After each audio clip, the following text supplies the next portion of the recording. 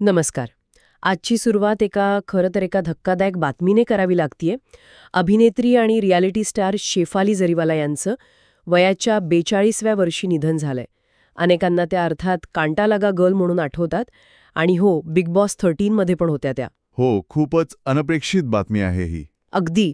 आणि जी प्राथमिक माहिती येतेय त्यानुसार मृत्यूचं कारण कार्डियाक अरेस्ट म्हणजे हृदयविकाराचा तीव्र झटका असं सांगितलं जाते. तर आज आपण NDTV आणि इतर रिपोर्ट्सच्या आधारे नेमकं काय घडलं आणि त्याचे काय पडसाद उमटलेत यावर जरा बोलूया. तर नेमकं काय झालं, म्हणजे जी माहिती आहे त्यानुसार गुरुवारी रात्री उशिरा 27-28 जूनच्या रात्री त्यांना त्रास सुरू झाला.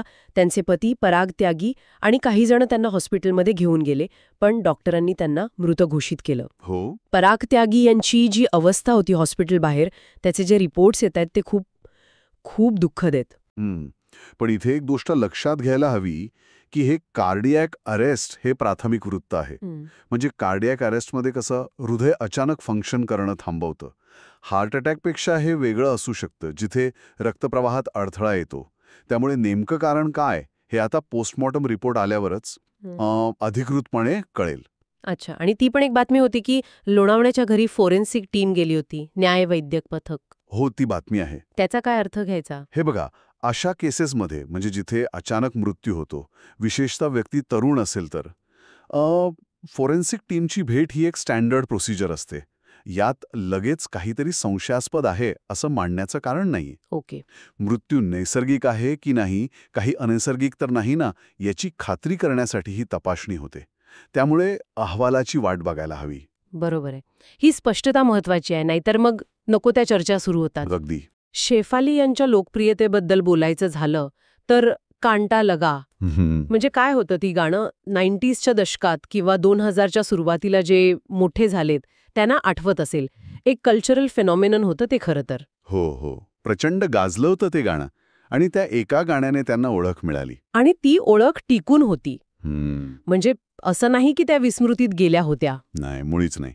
तुम्ही म्हणालात तसं बिग बॉस 13 मध्ये त्या परत दिसल्या आणि सोशल मीडियावर त्या खूप ऍक्टिव्ह होत्या. हो, त्यांचे फॉलोअर्स पण खूप होते ना, 3 मिलियन म्हणजे. अगदी 30 लाखांपेक्षा जास्त फॉलोअर्स. म्हणजे आजही त्यांचा चाहता वर्ग मोठा होता. म्हणूनच ही बातमी फक्त जुन्या पिढीलाच नाही तर नव्या लोकांनाही धक्का देणारी ठरली आहे. इंडस्ट्रीमधून काही प्रतिक्रिया आल्या आहेत का मनोरंजन विश्वातून? हो, हळूहळू यायला लागल्यात प्रतिक्रिया.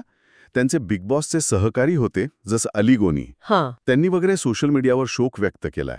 अनेकांना तर ही बातमी आज सकाळीच कळली असेल. बरोबर. त्यामुळे दिवसभरात अजून प्रतिक्रिया येतील. त्यांचं इंडस्ट्रीमध्ये नेटवर्क चांगलं होतं, अनेकांशी ओळख होती. त्यामुळे हा धक्का फक्त चाहत्यांपुरता नाही तर इंडस्ट्रीतल्या लोकांसाठी पण मोठा आहे. एका सहकार्याला गमावणे आहे. म्हणजे एकूणच एक लोकप्रिय आणि तरुण चेहरा अचानक आपल्यातून गेलाय. हो.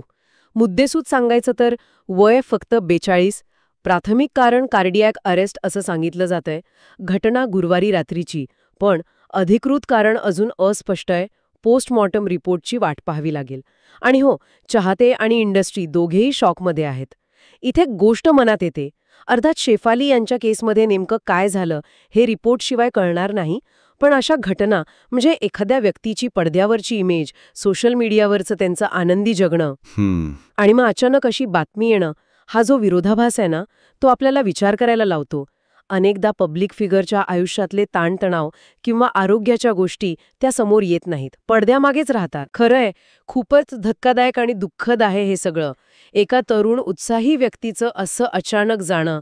आता फक्त अधिकृत माहितीची वाट पाहायची आणि बघूया या घटनेचे पुढे काय पडसाद उमटतात.